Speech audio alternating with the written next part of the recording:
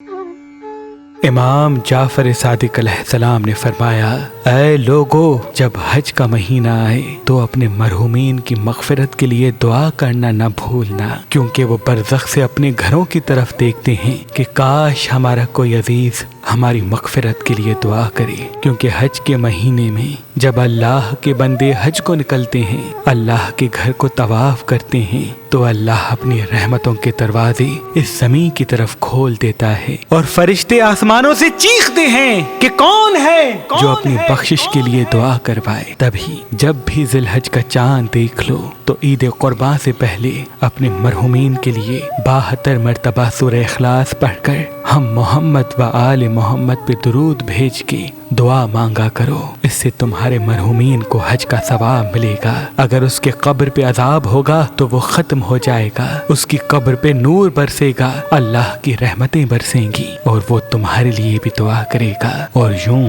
برزخ سے تمہارے عزیز و اقارب کی دعا تمہاری زندگی کو بھی رونق دے دے گی، تمہاری زندگی کو بھی رونق دے دے گی۔